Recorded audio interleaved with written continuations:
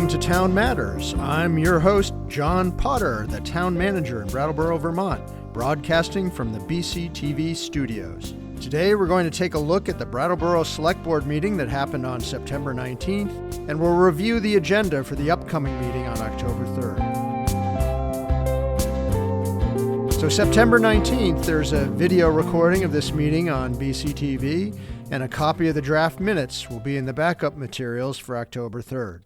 At the September 19th meeting, there were 7 items on the consent agenda, but at the suggestion of members of the public, the board decided to pull one item, the EMS update, from the consent and address it at the end of the meeting. The remaining 6 items were approved 5-0, and they were a bid award for LED lighting conversion in town buildings, a first-class commercial catering license and third-class commercial kitchen license for the Brattleboro Co-op, a limited event permit approval for Winston Prouty Center for Children and Family Development, the approval of a $51,108.48 contract to Avenue Insights and Analytics for digitizing Brattleboro's land records, and approval of 2 parade permits, one for the town of Brattleboro's Halloween parade and one for the prayerful procession being put on by St. Michael's Church.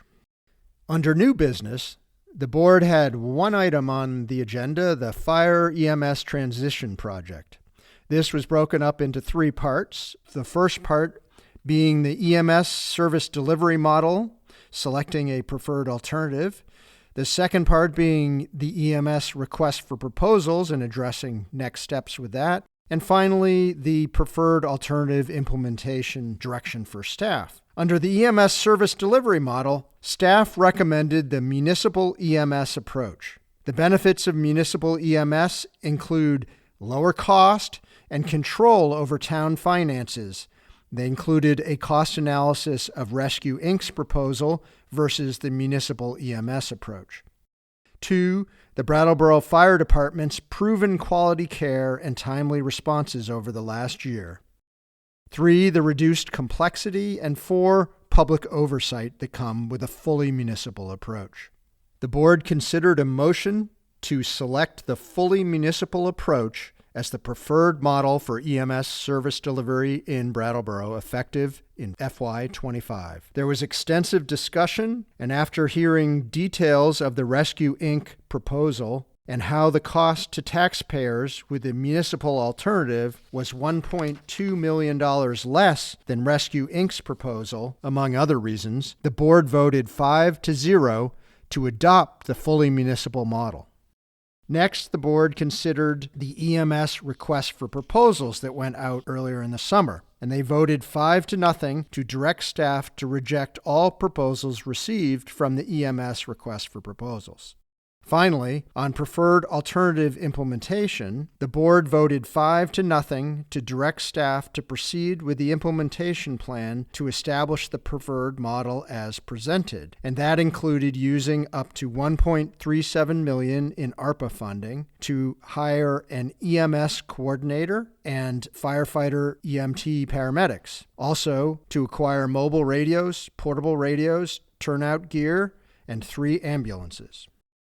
The next Select Board meeting is on October 3rd, with that meeting scheduled to begin at 6:15 p.m. at 230 Main Street. On this October 3rd meeting, there are 7 items on the consent agenda. These include a bid award for Living Memorial Park generational improvements design, a second-class tobacco and tobacco substitute endorsement for Change Z, a third-class liquor license renewal for Echo and for New England House, a approval of an engineering agreement for lead service line assessment. There is also approval of a purchase of several rectangular rapid flashing beacons and approval of a parade permit for White Cane Awareness Day.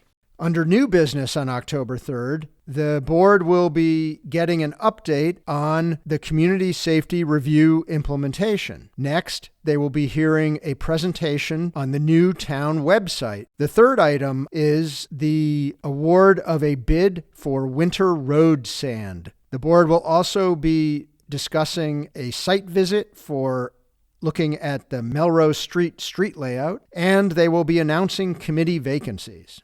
Under announcements, I just wanted to mention that there will be a budget engagement open house on September 28th from 3:30 to 7:30 at Brooks Memorial Library. If you have thoughts on how to spend $1.4 million in ARPA funds, please come share that with town staff.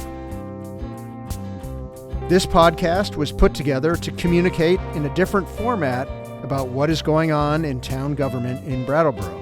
We hope you find it helpful. Please let us know at townmatters@brattleboro.org if you have any suggestions on what we could do better. Thanks for listening, and we'll see you again soon.